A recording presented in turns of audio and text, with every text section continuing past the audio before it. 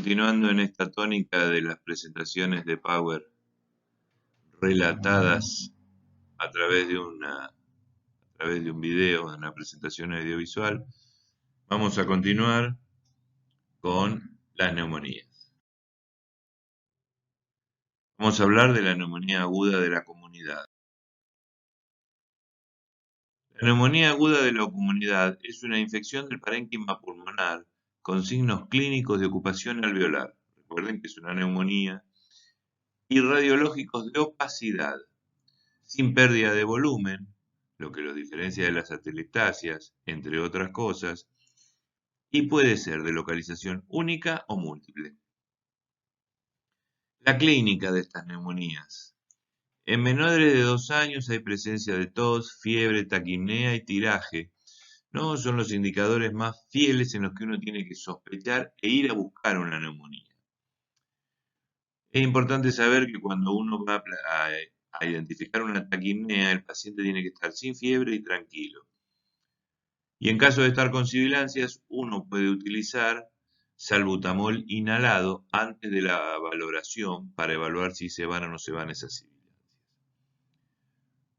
¿Cuándo consideramos que esta neumonía es adquirida? ¿Sí?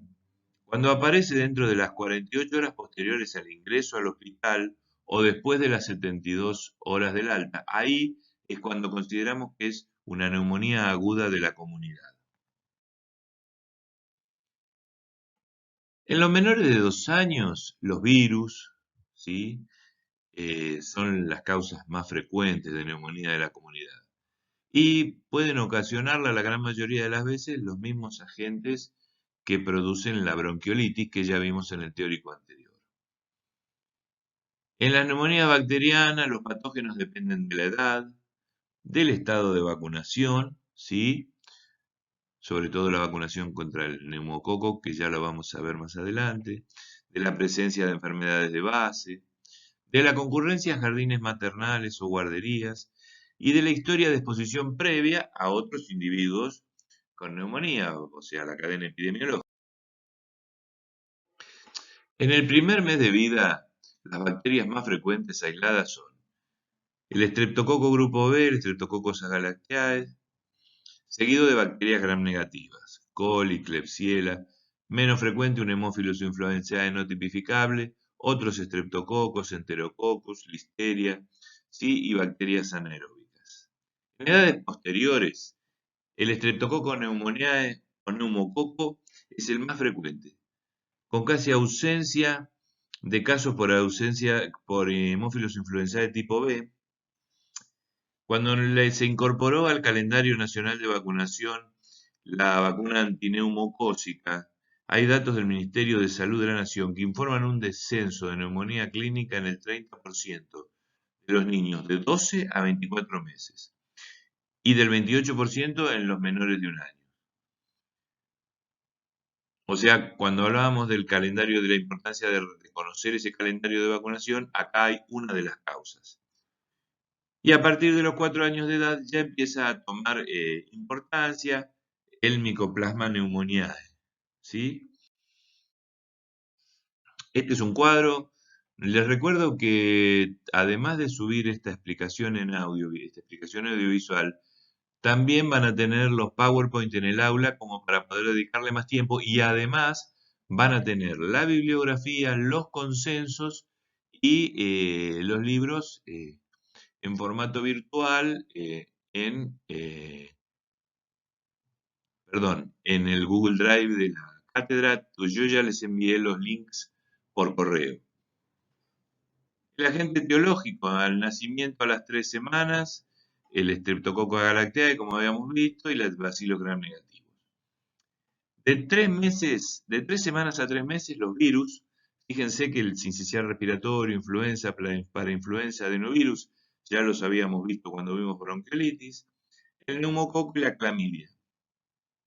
Y de 4 meses a 4 años, el neumococo, los virus de las que ya hablamos, el Haemophilus influenzae, el Streptococo grupo A, el estafilococo y el neumococo, y el Mycoplasma pneumoniae. El cuadro clínico, cuando nosotros vemos un niño que sospechamos una neumonía o tenemos el diagnóstico de neumonía, tenemos que evaluar lo siguiente. El estado del compromiso, el grado de compromiso del estado general es importante. Es importante valorarlo. Tenemos que evaluar la semiología del aparato respiratorio y la intensidad de esa semiología. Taquipnea, sibilancia, síndrome de condensación y eventualmente derrame. Y además tenemos que evaluar signos y síntomas acompañantes, como el dolor abdominal. Sepamos que hay neumonías que se presentan con dolor abdominal, exantema, compromiso del estado general, que ya habíamos visto que es una de las primeras cosas que tenemos que evaluar. La radiología. Acá vemos tres radiografías donde se ven diferentes neumonías con su condensación. Si bien el diagnóstico de neumonía es clínico, fecha clínicamente, la radiografía de tórax es conveniente para el correcto diagnóstico y seguimiento. Primero, confirma la presencia, da noción de la ubicación de su topografía, el grado, la magnitud de la lesión y la evolución clínica. Siempre se pedirá una radiografía de frente, el estudio de perfil solo se solicitará en caso de una duda diagnóstica. Miren, acá tenemos distintas radiografías donde vemos episodios de condensación sin pérdida de volumen, ¿sí? Acá tenemos otras, frente y perfil. Estudios complementarios, siempre, siempre, siempre con el sostén de la clínica. El hemograma en el manejo del paciente ambulatorio no es imprescindible. ¿Qué vemos? Vemos una leucocitosis y la desviación a la izquierda de la fórmula leucocitaria. Pero ya cuando vemos leucopenia, como lo vamos a ver en muchas patologías, habla de gravedad. Los reactantes de fase aguda, la velocidad de sedimentación glomerular, la proteína C reactiva, son indicadores de infección, no son concluyentes para diferenciar una neumonía bacteriana de una viral. El tratamiento. Acá, fíjense, dice, debido a la elevada prevalencia de la infección viral en este grupo etario, los antibióticos no deben ser rutinariamente indicados en lactantes de menores de 2 años. Sin embargo, de no poderse descartar la etiología bacteriana, se debe instituir tratamiento antibiótico empírico. ¿Sí? No deben ser de rutina, pero si uno sospecha etiología bacteriana y no la puede descartar, no tiene un virológico en moco positivo o así todos lo sospechan, se puede indicar tratamiento antibiótico empírico.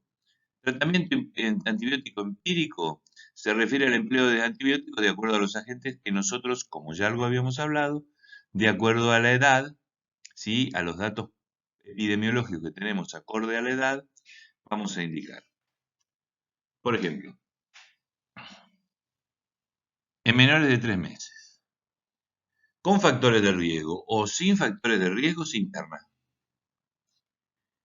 Se utiliza ampicilina gentamicina, ampicilina cefotaxin o ampicilina ceftriaxona. Este es un esquema de tratamiento. Después, los distintos servicios de pediatría pueden tener esquemas diversos y justificarlos. Un mayor de 3 meses se utiliza, ya sea en ambulatorio o internación, la amoxicilina. ¿Sí? Si requiere internación, ampicilina.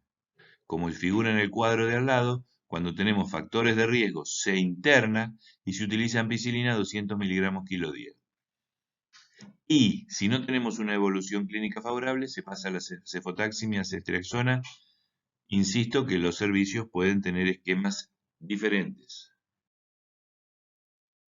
Si uno sospecha en un neumococo sensible, resistente o altamente resistente, ahí tenemos las concentraciones inhibitorias mínimas, varían los antibióticos. En un estreptococo sensible se utiliza penicilina, ampicilina, lo mismo en una resistencia intermedia. Pero cuando hay alta resistencia ya pasamos al ceftriaxona o cefotaxima. El neumococo es uno de los gérmenes emergentes con resistencias bacterianas múltiples, que eso lo deben haber visto en microbiología.